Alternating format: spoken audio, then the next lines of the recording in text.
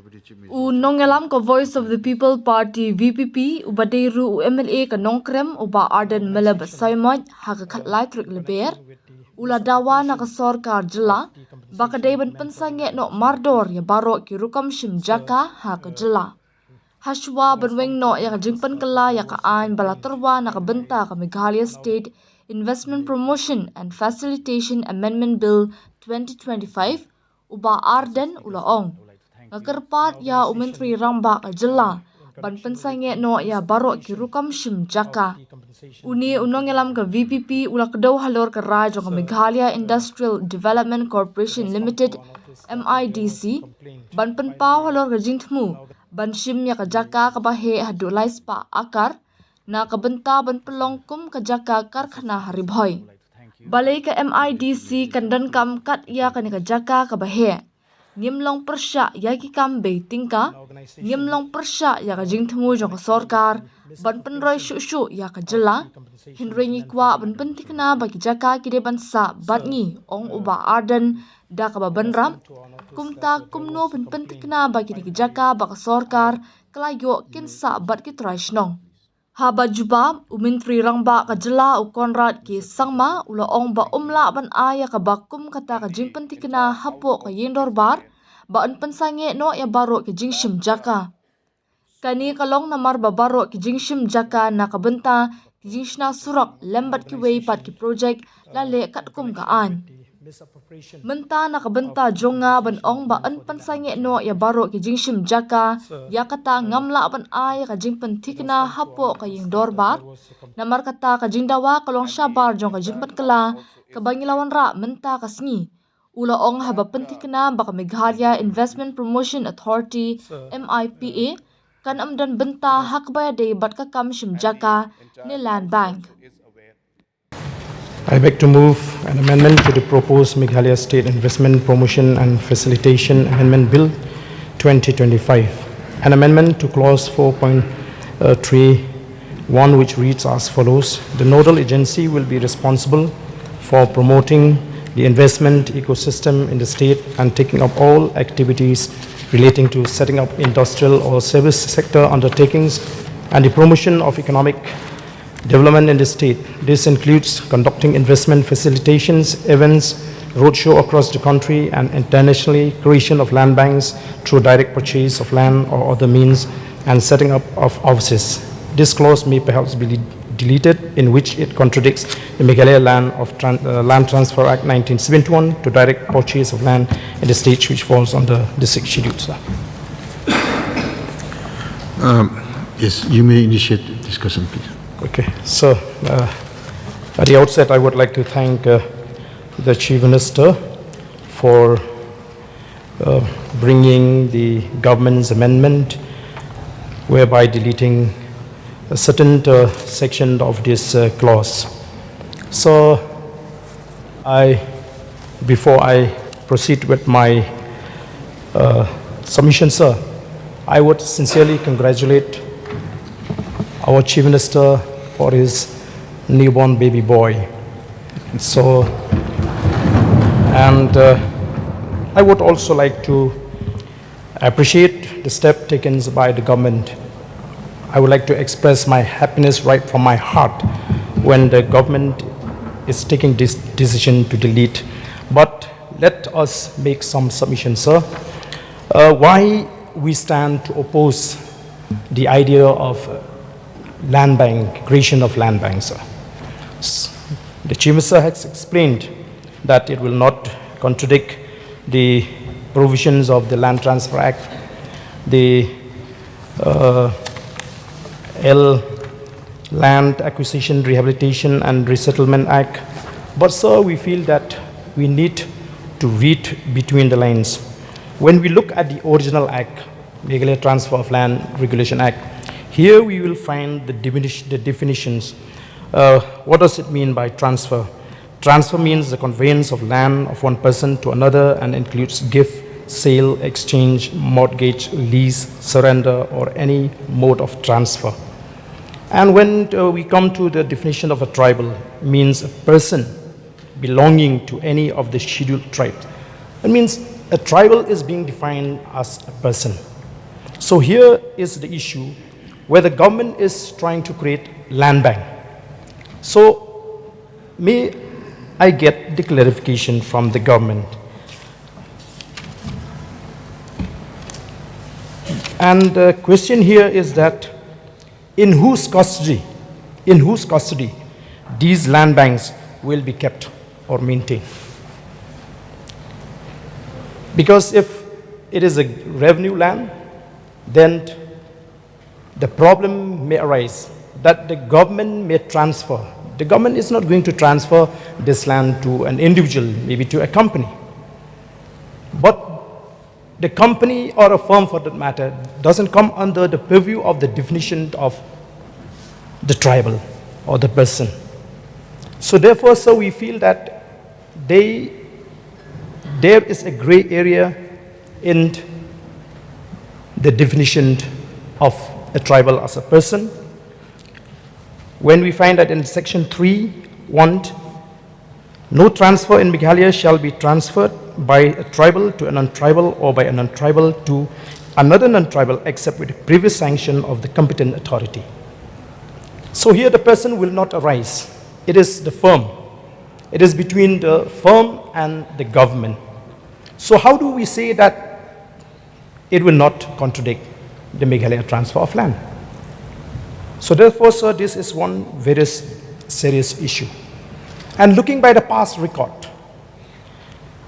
this original act of Meghalaya Transfer of Land Regulation Act 1971 has been diluted with the insertion of subclause E and F in the section 4(1). That is the first dilution of the act, which has taken place in 1991. So as we know, I've been saying this and I will say it now again, that land for a tribal does not confine only to providing him a livelihood, but also has a deep cultural and historical connections. It is a bedrock of his sense of security and freedom from fear. So it is an important part in the lives of the tribal people in the hills, and for them it is a matter of life and death. Which is why, sir, on the day when the government introduced this amendment, on that very day itself, I have submitted an amendment to this amendment because I understand that we may fall into the trap. Because when we look at the past records, look at the industrial estates at Bernihat, industrial estate at Umyam, and many areas in Giant Hills district. What are the benefits that our people are getting derived from these industries? West Castles also. What is the result? The result is Bernihat is becoming one of the most polluted. And there are other areas, sir, in Giant Hills, like Lumshnong, will be another Bernihat in the making. I know that the government must have received petitions from the people of Sutunga Ilaka, where numerous of coke plants have been established in that area.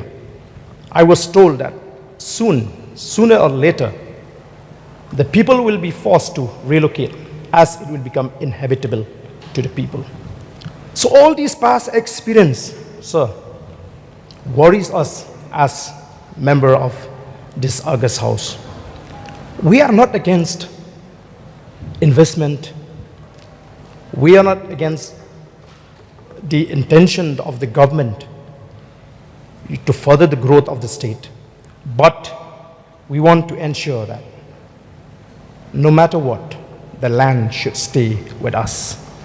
So how do you ensure that these land banks that the government have been acquired will stay with the local people, with the local engineers of the state? Sir, as I speak, let me bring to the notice of this August House that the MIDC, Meghalaya Industrial Development Corporation Limited, on the 7th of March 25, has given a notice of inviting for expression of interest. Let me read out this advertisement, sir. MIDC invites expression of interest for acquisition of land in Ribhoi district, particularly in Umsiang, Amrat, Makador areas, measuring 300 acres and above for setting up industrial estate/area. Interested landowners having land at the above mentioned locations may submit copies of land documents extra and also to indicate selling rate on or before the 21st March 2025 up to 2 p.m. to the office of the Managing Director, MIDC Limited, Kesma Upland Road, Light Mukra. Acquisition of land is taking place. So how is it possible? Where is the need for the MIDC to acquire this much of land? What is the purpose? So therefore, sir, how can you expect that as a responsible member of this August House? We subscribe to the idea of our Chief Minister to develop, to promote the state, to create job, but we also need to tread very carefully when it comes to land. We will not only oppose everything that the government is doing, but here is a problem, because I know why.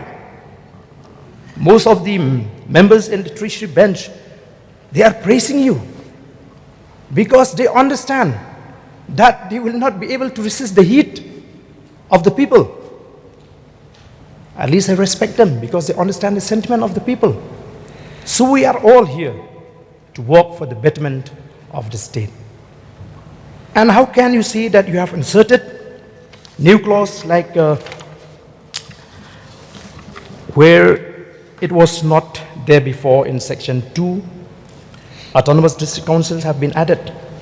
But when you look at the original act in section 39, that is a kind of a caveat that the government is included in that act, sir. So what does it say? Protection of action taken in good faith. No suit or legal proceeding shall lie against the chairman or any members of the governing council or high-powered committee or state investment committee or district investment committee or nodal agency or any employees of such committees in respect of anything which is done or intended to be done in good faith. So how can we presume that whatever they do is in good faith? It is not that simple, sir, for us to presume that whatever this nodal agency is doing is in good faith. So therefore, sir, I feel that in order to keep this apprehension at rest, may I request the Honorable Chief Minister to stop all kind of land acquisition. And going by the right to fair compensation and transparency in Land Acquisition, Rehabilitation and Resettlement Act 2013, sir. And if you look at the section 41, 42, here it has mentioned very clearly, if I may be allowed to read out all these sections, sir. 41.1, sir, as far as possible, no acquisition of land shall be made in the scheduled areas. Where such acquisition does take place, this is 41.2, where such acquisition does take place, it shall be done only as a demonstrable last resort. Number 3, sir, 41.3, in case of acquisition or alienation of any land in the scheduled areas, the prior consent of the concerned Gram Sabha or the Panchayats or the Autonomous District Council at the appropriate level in scheduled areas under the 5th schedule to the Constitution, as the case may be, shall be obtained in all cases of land acquisition in such areas, including acquisition in case of urgency before issuing a notification. So the question here is whether the MIDC has adhered to this provision. And in 41.9, It reads, sir, any alienation of tribal lands or land belonging to members of the scheduled caste in disregard to the laws and regulation for the time being enforced shall be treated as null and void. And in case of acquisition of such land, the rehabilitation and resettlement benefits shall be made available to the original tribal landowners or landowners belonging to the scheduled caste. 41.1. All benefits, including the reservation benefits available to the scheduled tribes and the scheduled castes in the affected areas shall continue in the resettlement area. Whenever the affected families belonging to the scheduled tribes or who are residing in the scheduled areas referred to in the 5th schedule or the tribal areas referred to in the 6th schedule to the Constitution are relocated outside those areas, then all the statutory safeguards, entitlement and benefits being enjoyed by them under this act shall be extended to the area to which they are resettled, regardless of whether the resettlement area is a scheduled area referred to in the 5th schedule or tribal areas referred to in the said 6th schedule. So may I know from the Honorable Chief Minister whether the MIDC, before issuing this notification, has adhered strictly to the provision of this Land Acquisition Act, sir. So this is a very serious issue, sir. So I know, sir, that the government has already deleted this portion, but I strongly feel that the government should also bring some more amendment where the government can also delete this Section 39 in this Meghalaya State Investment Promotion Facilitation Act 2024. So I will not dwell much since we have already our purpose to serve this, to move this amendment has already been served.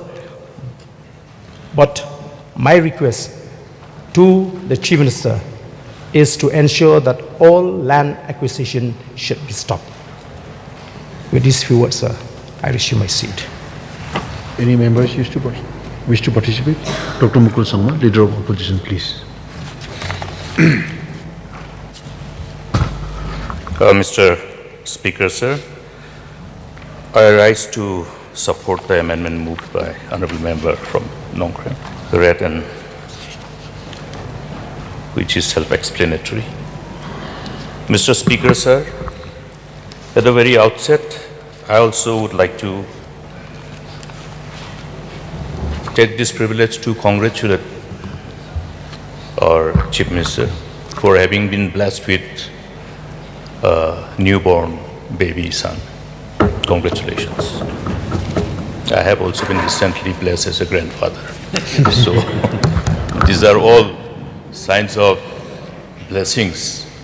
God is only fulfilling His promise because He has promised us prosperity and that we will multiply. Mr. Speaker, sir, let me begin by saying what is from my heart. We give our today for tomorrow is not ours, but of our.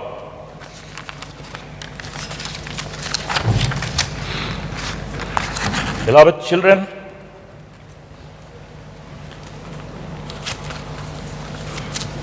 and of the generation next. I would like to place on record my deep sense of appreciation for having taken note of the sentiments of the people by the government of the day. Because the amendment which has been moved to amend the proposed amendment by the Chief Minister is reflective of the collective intent of our friends in the Treasury bench. But at the same time, it is also reflective of the fact that this discussion to bring this amendment was probably not done prior to tabling this proposed amendment for consideration of this August House. That's why this subsequent amendment to the proposed amendment. The amendment is to amend the tabled amendment bill. Now, when we come to the bill is to amend already an enacted act. Because the item number 12, which has been moved by the Honorable CM, is to move the Meghalaya State Investment Promotion and Facilitation Amendment Bill 2025. So Act is already there. This is further to amend the existing Act. Now, I submit before this August House that we must always look at the possibility of the fallout, which may be a fallout in immediate nature or in the years to come. Because in the proposed amendment, which the further proposed amendment has very clearly indicated, which includes in the original proposed amendment, is that the creation of land banks through direct purchase of land or other means. Now, it's not just indicative of one intent of creating land bank through direct purchase, but through direct purchase, but also through other means. How will you define these other means? Therefore, it definitely invokes a process of thinking.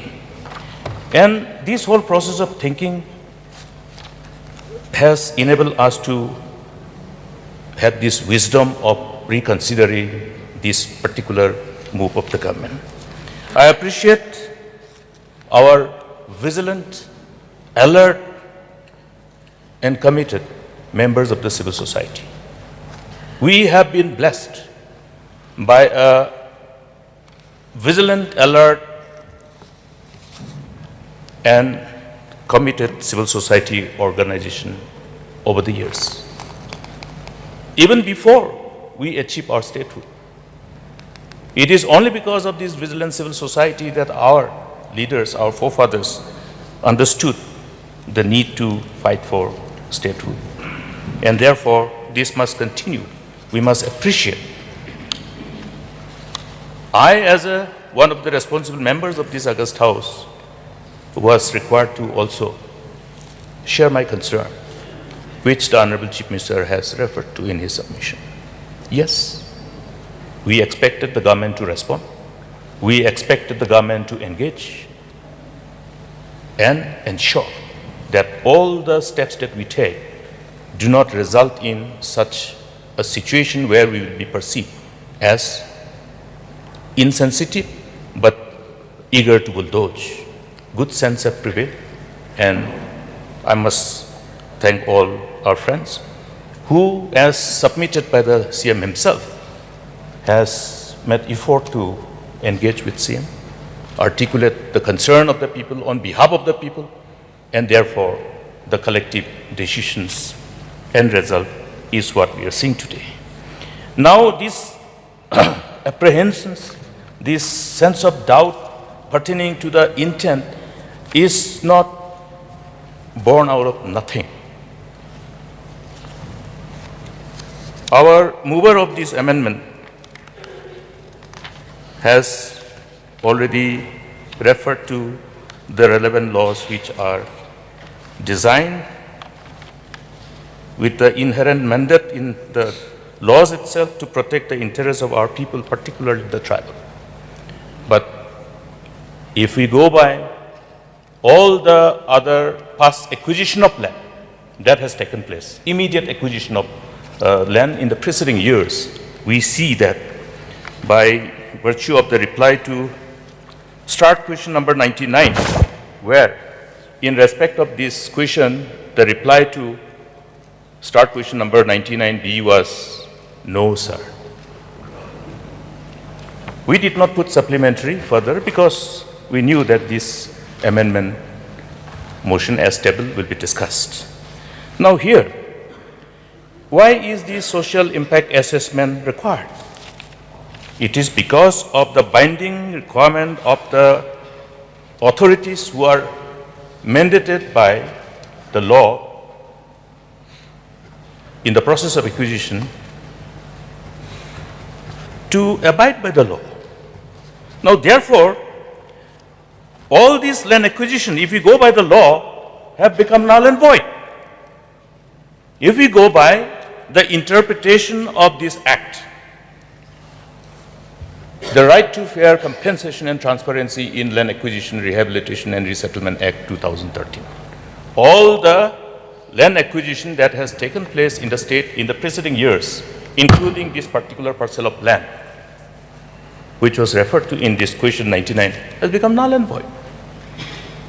Therefore, Mr. Speaker, sir, it is important for the government to revisit the manner in which the whole process of acquisition has taken place.